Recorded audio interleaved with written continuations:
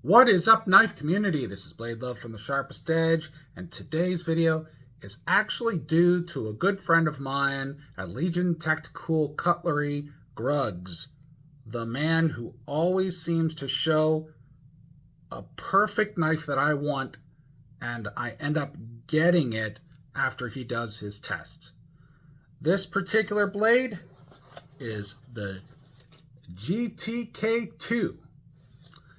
And let's check out the music video montage first, and we'll get into this blade right after.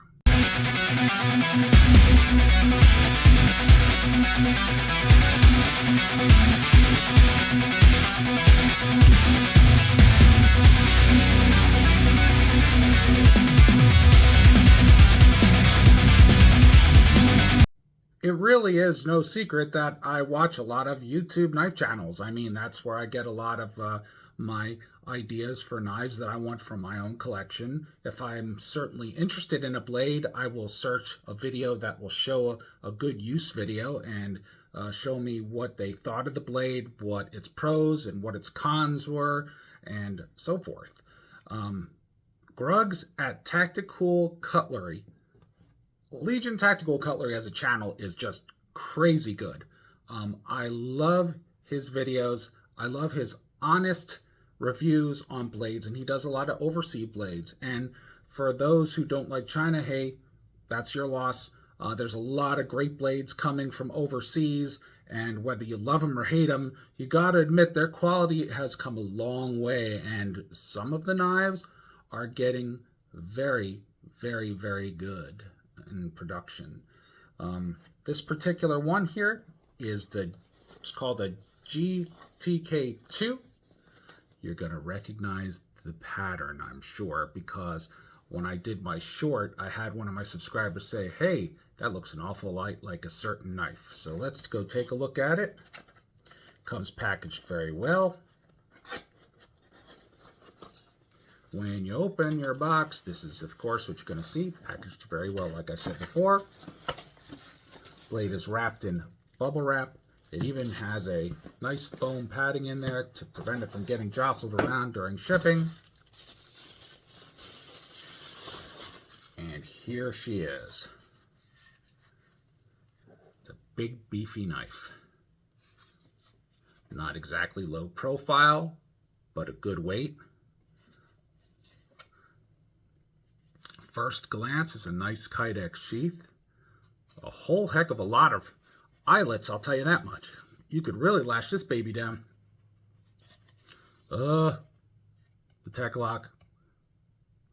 But for this kind of beefy knife, that would probably be quite okay. Definitely, unless you're going to switch over to a leather shoulder holster or a leather holster of your choice of attachments. But it works. Let's take her out. Does this look familiar? Take a close look at her.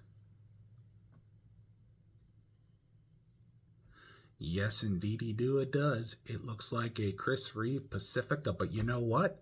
It doesn't say Chris Reeve on it. It doesn't say anything like that. And before everybody starts jumping in on saying, well, it's still a counterfeit, it's still this or that, it is a clone.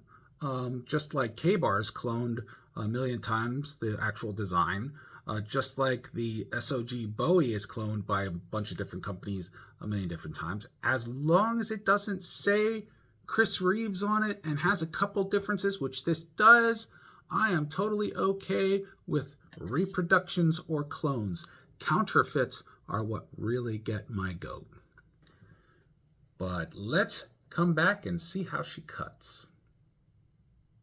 And for my specs, folks, the specs will be in the summary along with the comments in the video. A good place to start when you watch my videos is to check out the summary with the specs and look about the history of the knife. There'll be the details and such, and you can do that before or after the video, your choice, whatever, as long as you check it out, because it's a lot of helpful information that will probably answer most of your questions when you ask me in the comments. So That's just one thing. And secondly, for more use on this knife, go to Legion Tactical Cutlery and see my buddy Gruggs over there and check out the GTK2's full range of use. Guess who would help to have a piece of paper? Whoa!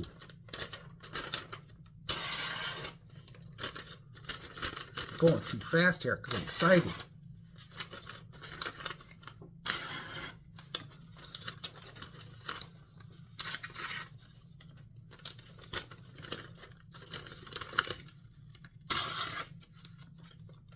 I'd say that cuts pretty well out of the box. I'm going to do some stropping nonetheless, but there you have it.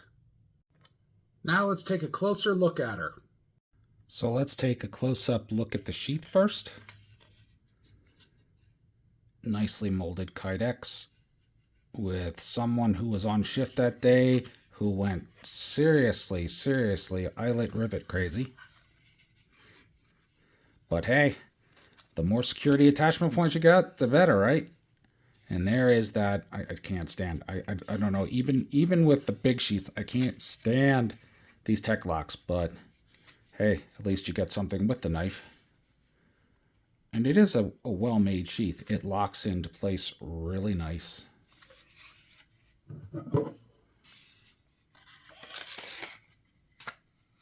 Really good in there. I mean, there is no rattle whatsoever. That's the... There we go.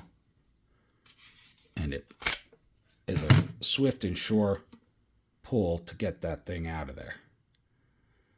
But here is the GTK2. It is a really beefy blade.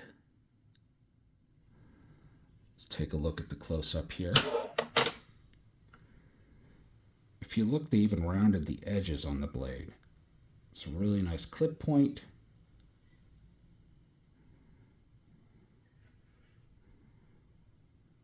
Nice grind lines. AUS-10 steel. These are definitely G10 blades, not canvas micarta. Very nice jimping. Very nice grip on the handles. Place to put, of course, the lanyard here. And the screws are actually properly countersunk into the handles so they don't interfere with your grip, which this is totally amazing. This is quite an improvement on an overseas made blade. There she is, GTK2. Quite a nice blade, and I thank you, Gruggs, for bringing her to my attention. She's going to make a nice addition to my collection. Let me know what you guys think about the GTK2, and I'll be back in a moment with a few final thoughts. Shortly after I watched the video for this beautiful blade that I just reviewed today and did a showcase on, I watched Gruggs' channel, and he brought to the attention of another blade. So this will be in another video review coming soon. I don't care where blades come from. I collect blades from all over the world. If it is a nice blade, if it piques my interest, if its design is unique or even patterned the same as an existing knife that I particularly like, I'm gonna probably get it because I like it. That's just the way I have been and always will be.